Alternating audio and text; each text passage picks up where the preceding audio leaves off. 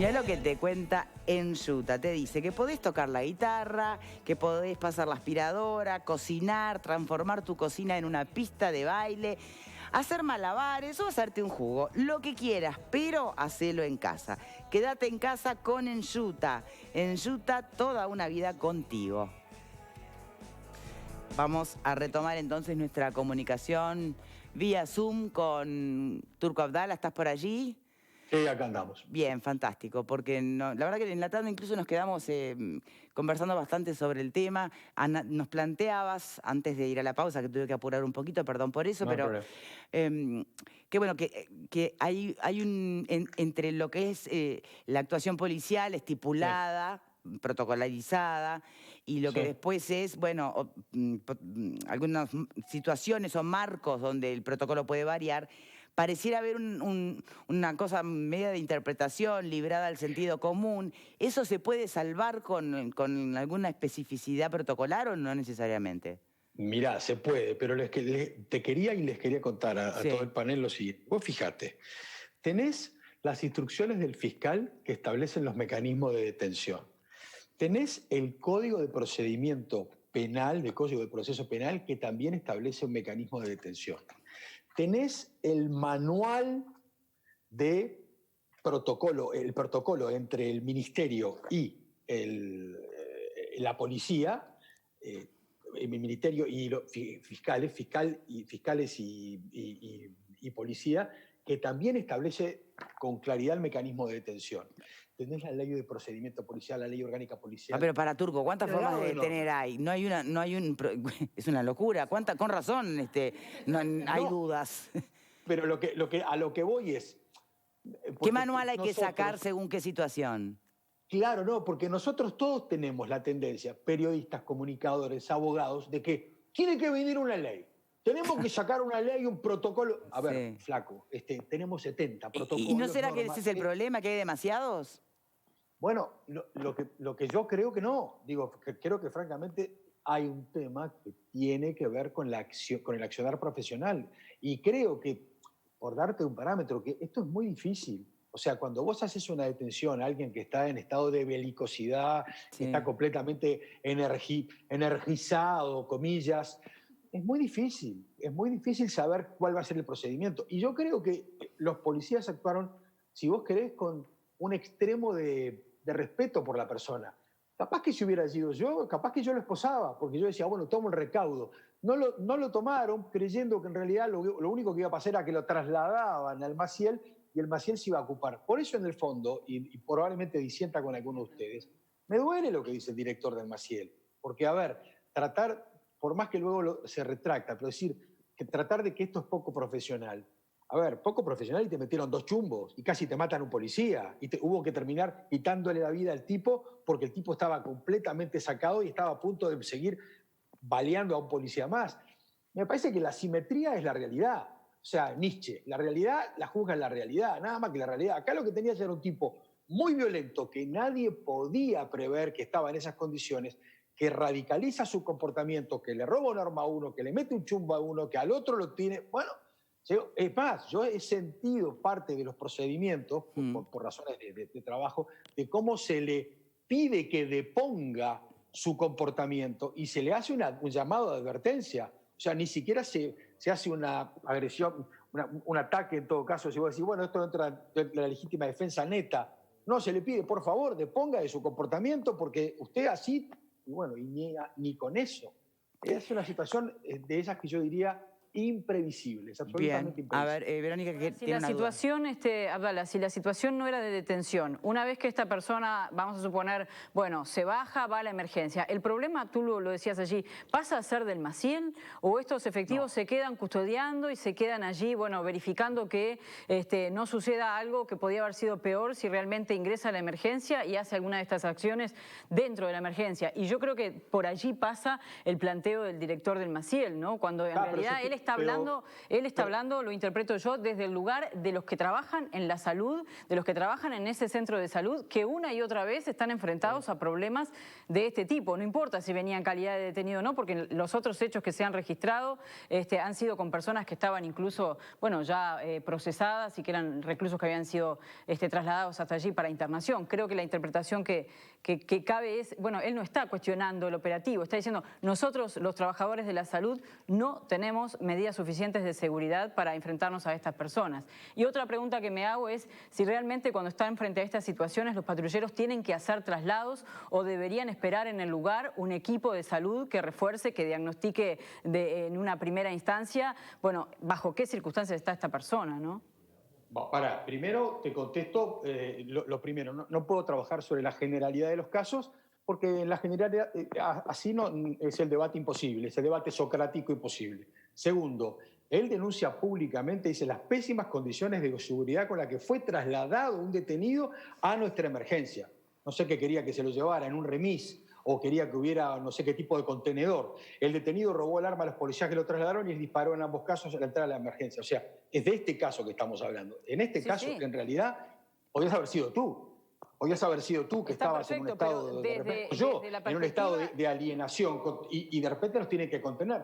Y desde la perspectiva de la salud, la palabra detenido o no detenido creo que no cambia. El riesgo en que está puesto el nosocomio y el riesgo en el que están puestos los trabajadores es el mismo. Es el mismo. Y también ahí hay un componente también de realidad. Digo, vivimos en una sociedad donde la tasa de homicidios no ha descendido. Lamentablemente todavía sigue esto siendo una sociedad hiperviolenta donde muere uno por día o más o menos promedio. Quiere decir que, a ver, magia no se puede lograr. No es que estoy haciendo apología de nada. Lo que estoy diciendo es que hay situaciones que a veces son defendibles y otras no. No podés predecir el comportamiento humano. Y cuando se trata en este tipo de casos, lo importante es, bueno, se hizo todo lo posible y de repente siempre se puede hacer un poco más. Esto es como en la película. Y sí, siempre pudo haber actuado Clark Gable un poquito mejor. Claro, sí, por supuesto. De afuera yo analizo y siempre se puede actuar un poquito mejor. Pero en realidad es muy difícil manejarse en el caso a caso. Y vuelvo a repetir, si yo hubiera tenido que actuar yo como policía, hubiera hecho lo mismo, capaz que no lo esposaba al individuo. Y ahí se te arma la detonante, porque en realidad la clave, si lo hubieras tenido esposado, capaz que adentro del Maciel tenías más control de él. Ahí la locura fue esa, que bueno, que en realidad tenían un individuo que tenía un porte psicopático mucho mayor, psicológico o psiquiátrico, llamalo bajo el componente que quieras, pero bueno, digo, se desbundó. Ahora, de allí a llamar a imputar falta de profesionalismo, me duele. Nada más que eso, digo, me duele. Me parece que es medianamente injusto. Porque, a ver, casi podía haber muerto un policía o los dos policías. ¿Y qué hubiera dicho el director del hospital saliente si se hubieran muerto los dos policías? Que ahí sí había profesionalismo. O sea, ¿se tiene que morir uno o dos policías para decir que hay profesionalismo? No son temas excluyentes. Me parece que el debate no va por ese lado, ¿no? Digo, no, va sí. Un procedimiento no es más o menos profesional según la cantidad de víctimas. ¿Qué hubiera dicho el director saliente? Pregunto. ¿Qué hubiera dicho? Qué honrosa actuación policial. No, la actuación policial es la misma. Lo que pasa es que en un caso el resultado fue negativo para la persona que tiene este comportamiento y en otro caso, bueno, fue una situación de contención. Ahora, que corre riesgo el Maciel, y sí, muchas veces sí pasa, y eso es muy dramático y eso, en realidad eso es lo que tendríamos que tratar de pensar. A ver, Marta quería preguntarte algo. Son dos situaciones distintas. El Maciel ha tenido más de una ocasión problemas con gente que llevan ahí, sean privados de libertad o... ¿Por qué? Bueno, porque quizás lo que está mal es que un hospital que recibe pacientes comunes también reciba a estos pacientes. Pero esa creo que es otra discusión. Ahora, yo lo que vuelvo a insistir... No, pero, perdón, no es otra discusión porque este no era un privado de libertad. Está bien, estamos de acuerdo, pero es una persona que hizo un pico de crisis, está bien, sea por sustancia, por patología psiquiátrica, no lo sabemos. Está bien, pero pará. Contestándote lo que vos dijiste que decías, no, porque el director lo dijo como haciendo como una suerte de catarsis de todo lo que había vivido. No, separar las situaciones. Si él se queja con lo que pasaba con los privados de libertad, esa queja que se le haga al Ministerio de Salud Pública, que haga un hospital aparte. Este caso creo que hubiera pasado igual. El famoso hospital penitenciario, ¿no? El famoso hospital. Y este caso hubiera pasado igual en cualquier mutualista porque me da la sensación que lo que estaba mal acá era la sustancia que la persona había consumido y que llevó a que cuando se hubiera detenido anda a saber qué se imaginó y reaccionó como reaccionó. Ese es otro tema. El tercer tema que yo quiero volver a decir es, acá nos horrorizamos y siempre parece que estamos mirando con desconfianza la actuación policial. Claro. Y creo que eso está mal. Y es un resabio de otra época. Por eso yo insisto con la beta política de esto. Porque me parece que tenemos que... A ver, los tenemos ahí y es la policía que tenemos. Que podría ser mejor, quizás sí. Que podría tener más cosas, también. Pero es lo que tenemos. Tenemos que confiar en la gente que tenemos. Entonces, si vamos a estar mirando cada cosa que sucede con una lupa... A ver, es horrible que el señor haya muerto. Pero el señor lastimó 2 policías, tiró 5 tiros o más... Tenía un arma cargada con 17 balas, fue un negociador y no quiso deponer la actitud. O sea, ¿y qué más le va a decir? Señor, por favor, ¿sería usted tan amable? Deme un balazo acá a ver si ahí capaz que lo convence. Ya está. Yo creo que por el contrario, lo que estamos tratando de construir es algo que brinde garantías, incluso y sobre todo a los propios efectivos policiales. Bueno. Y más si estás hablando de un traslado, de llevarlo, en este caso, al Maciel. No sabemos si hubiese sucedido esto en una mutualista, tal vez el director de la mutualista hubiese hecho las mismas objeciones, no las sabemos. Es que no sabemos. Pero en este caso fue a ese centro. Entonces me parece que lo que tenemos que poner sobre la lupa es, bueno, ¿cuáles son las herramientas con las que cuentan los efectivos ante estas situaciones en las que no se puede? Ustedes lo explicaban en la pausa, todos los asuntos legales y después Abdala lo reafirmaba con toda la legislación vigente. No se puede llevar detenido en calidad de detenido, pero no brinda garantías, ni para los efectivos ni para el lugar donde se va a trasladar. A ver, señores, por favor. ¿Puedo picar? Sí, una cosita, déjame una cosita, Washington. Dale, Marta, él te lo dio a entender. Él te dijo, yo tengo acá la ley de procedimiento policial, el código y tengo las instrucciones de fiscalía, que creo que las instrucciones de fiscalía son lo que les pone a la policía las piedras en el camino para poder sentirse con la libertad de cuando el señor se desacató, esposarlo. Claro, ¿o no es así? Vamos a hablar sobre el punto del que teníamos también podemos traer sobre la mesa, si se quiere, todas las denuncias que recibió el Instituto de Derechos Humanos de supuestos abusos policiales desde que en cuanto cambia el gobierno, ¿no? En fin, pará, quería terminar, Turco, sí. No, una postilla. Lo de Pepe me parece sustancial, porque Pepe y yo tenemos la misma versión. O sea, cuando en una circunstancia de este tipo se te produce... Y es genial el ejemplo que pone Pepe, es genial, es absolutamente genial. O sea, si a la policía o a los servicios de seguridad israelíes les pasan estas cosas y otras mucho más complejas, ¿cómo no nos puede pasar a nosotros? No estoy justificando, estoy diciendo que este tipo de cosas pueden suceder. Segundo, difícil actuar en el momento y sobre todo cuando hay una denuncia de tercero y no es la propia policía la que tiene un operativo.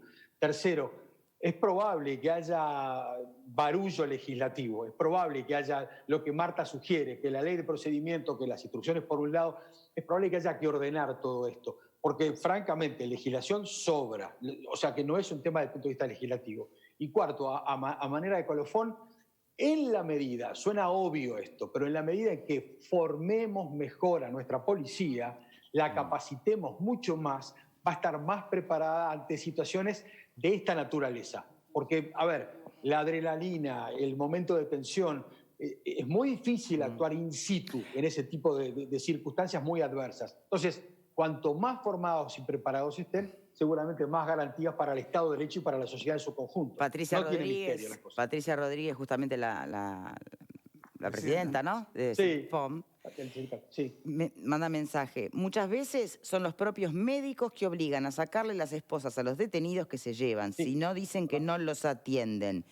Pese a que los policías le dicen que quedan expuestos ellos y los funcionarios. O sea, y después tenemos, perdón, y déjenme que les colofone, y después tengo el problema de que si se llega a producirse una escapada o una huida, ese funcionario policial está con un sumario y a un centímetro del cese. ¿Me explico? O sea que es una situación muy complicada. O sea, la tensión juega a todo nivel. El funcionario policial se juega la vida, pero se juega el trabajo también. Bien. El delincuente está en la de él. Cuando un médico pide que le saquen las esposas para poder atenderlo, ¿lo pide en nombre de los derechos humanos o lo pide porque por ahí no puede intervenirlo como debe? No. Es un recurso habitual que tiene el recluso, que generalmente para una atención, y con franqueza también es necesario. O sea, tú no puedes a veces atender a un... Por eso pregunto. Sí, situacional, es absolutamente necesario. Lo que pasa es que algunos de estos chicos, digamos las cosas como son, tienen un grado de virulencia, de agresividad, de cólera, cual peli de Aquiles, que no es sencillo. O sea, no estamos hablando con universos de gente como encontramos en 18 y Ejido una tarde saliendo de de comer una hamburguesa. Gente muy tensa. Y la sociedad uruguaya tiene pequeños grupos, burbujas, muy, muy tensas, de distintos estratos sociales, llamarlo como quieras, pero estos tipos no son fáciles de acotar y de contener. No, Cuidado, porque esta es la sociedad en la que estamos. Y mucho menos con la experiencia que van teniendo en los centros de reclusión, ¿no? Digo, mucho menos. Al contrario, se les potenciará. Pepe. Porque no te olvides de esto, que estaría lindo, lo deben haber hecho, pero que un día sienten ahí a torturar cariñosamente a mi buen amigo Juan Miguel Petit, porque acá la clave al final siempre va a ser, la veo mañana cuando estas personas estén o no privadas de libertad, es cómo nos pensamos en esta sociedad, la profilaxis del delito que dice la Constitución, que es los mecanismos de rehabilitación. ¿Cuántos rehabilitamos de los que hoy a mañana van a estar privados de libertad? Bueno, pero es que no hay que torturar a Petit con eso. Petit viene torturando a los legisladores desde hace rato, aunque hay que hacerlo. Es y al así, revés. Y lo bien que hace. ¿No? A ver, Pepe. Sí, le quería preguntar al Turco. Hay muchas profesiones, muchos trabajos que tienen su marco regulatorio, pero que terminan de alguna manera definiéndose en el accionar en el terreno de campo. Nos pasa a los periodistas que muchas veces tenemos nuestro código de ética, pero en la realidad hay cuestiones que se nos van de las manos. En el relato que vos haces, mencionás que cuando lo introducen a esta persona en el patrullero se resiste. Ahí, en ese momento, cuando vos estás poniendo a alguien adentro de un patrullero, se está resistiendo, ¿no sonó esa alarma al policía ya en el trabajo de campo, digamos, de que podía haber una situación que se le fuera de las manos? Por eso yo creo que lo que vos decís me subo, porque yo creo que ahí probablemente se comen un garrón en el sentido de creen que están ante un cuadro clínico, psicopático, y en realidad tenía un grado de severidad mucho mayor, un grado de violencia que era violencia extrema. Y creo que ellos allí le ponen buena voluntad, lo ingresan a la fuerza al vehículo para trasladarlo, para que clínicamente se resuelva el tema, pero ahí se desborda. Entonces, es verdad y que en el vehículo cuando se lo traslada se le dice, che, tranquilízate, pero si el tipo está completamente fuera de foco y no en estado de alienación, vos la primera composición del lugar que hiciste probablemente es la que tenés que luego seguir. Probablemente eso es lo que sucedió. Habrá que ver la reconstrucción, pero yo estoy seguro. Y además en esto es bien interesante que ustedes lo conozcan esto. Los fiscales, y esta fiscal es sensacional porque es una exigencia mortal, los fiscales luego hacen el interrogatorio. Y no te podés equivocar. En el interrogatorio te digo cómo es. Te sienta el fiscal adjunto, y probablemente puede haber hasta un tercero o dos o tres, y empieza el interrogatorio el policía y se le pregunta, ¿cómo lo detuvo? ¿En qué momento lo detuvo? ¿Dónde estaba su compañero? ¿Qué estaba haciendo su compañero? ¿Usted qué le dijo cuando su compañero lo detuvo? ¿A qué distancia estuvo? En esa reconstrucción tenés que ser un genio para faltar a la verdad. O sea, no existe como en fiscalía. Yo siempre digo, lo peor que le puede pasar a un ciudadano que nos esté viendo y que sea imputado de algo, hoy o mañana, de un delito o en una investigación, en calidad de testigo no, pero en calidad de indagado, tené cuidado. Porque vas a ir a fiscalía y la gente que está delante tuyo está preparada para el interrogatorio y para encontrar la filigrana del error, de donde vos decís una cosa para mejorar tu posicionamiento. Y allí probablemente lo que se va a encontrar, porque estoy convencido que se va a encontrar, es que hubo un diagnóstico optimista, de buena fe, clínico por parte de la policía. Porque el camino más seguro era haber reducido con esposas, haber capaz tenido que el debate era abuso policial. ¿No? Y haber pedido refuerzo a la llegada del policial, a la llegada del Maciel. Bien, haber pedido, haceme el aguante porque estoy con uno que está muy pasado y no puedo. Y capaz que ahí el debate era ese que vos decís. Hoy el debate fue otro. Es delicado. Y tenemos que ir cerrando, Pablo. Yo la veo de esa forma, creo no la veo como la ves vos, Turco, de vos hizo un análisis y fue muy benigno el análisis. Me parece a mí que la policía, desde hace un tiempo a esta parte, está como caminando en cáscaras de huevo en su actitud, en su accionar. Porque después son filmados, lo acusan de privación de libertad, tienen que ir a declarar, hacen denuncia de los derechos humanos y demás. Porque si yo veo a una persona, un individuo de esas características, que está en la situación que está, que yo lo desconocía hasta que vos lo comentaste hoy, que estaba desacatado y tuvieron que a la fuerza poner un patrullero, lo tengo que esposar, señores. Yo qué sé qué puede suceder. Lamentablemente sucedió lo que sucedió. Entonces me parece que ahí lo que hubo, a mi entender, quizá no lo vayan a decir los funcionarios, ¿no? Pero que están con cierto recaudo en la manera de actuar, porque si no después son objeto de acusaciones, fuerza policial indebida, etcétera, etcétera. Y lamentablemente, hasta que no se reforme esto y los policías tengan que actuar pisando cáscaras de huevo, vamos a tener este tipo de situaciones. Pero socio, colega y amigo, Sí. hagamos un punto intermedio. Decime. Porque si no caemos en el negocio, estamos casi que en la teoría zafaroniana, en donde no al punitivismo, o en la teoría de incrementar las penas y tener una policía mucho más prepotente. No caigamos en esa falsa oposición. Yo creo que hay un camino, que es el camino de que vos decís, que es darle a la policía los instrumentos que necesita para poder actuar acorde a lo que son contenciones de violencia. Por eso hay una legítima defensa presunta en el proyecto de ley de urgente consideración y otras normas más que van en esa línea de trabajo. Es lo que vengo diciendo. No es para generar una policía arrogante, pero sí una policía que tenga un marco de actuación más asertivo. Y sí, en eso estoy totalmente de acuerdo contigo. Muy bien. Washington, Abdala, un placer, como siempre, que nos acompañes. Dale, les mando un beso grande. Los extraño mucho. Y nosotros a ti. Muchas gracias. Dale, chao, un beso chao. grande. Bien, cambiamos de tema. Este es un asunto que tiene a senadores, o en realidad al conjunto del sistema político debatiendo, pero no nos queda, no sé ustedes qué piensan, no está muy claro qué es lo que se debate, si al lugar al debate, ¿no? Yo diría primero de escuchar la información en tape y después incluso con un invitado, con el senador Raúl Lozano de Cabildo Abierto, que va a estar en estudio, vamos a profundizar. Porque sobre la irreverencia, digamos, o la no pertinencia del debate se pronunció el propio ministro de Defensa, mira.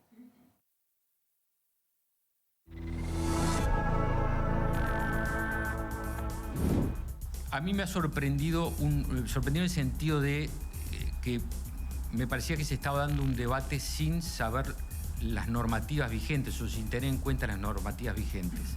El artículo que se proyecta en la ley de urgente consideración, que es el artículo 115, no consagra ningún derecho. Ese derecho está vigente. Y está vigente por un decreto del año 2016 que firmó el ex vicepresidente Raúl Sendic.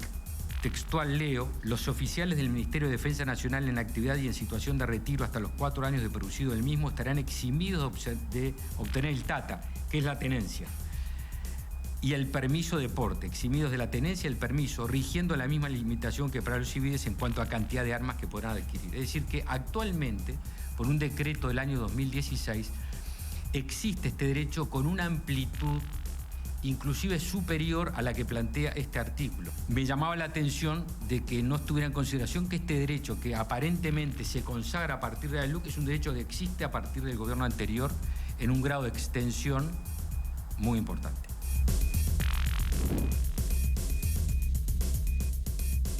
Bien,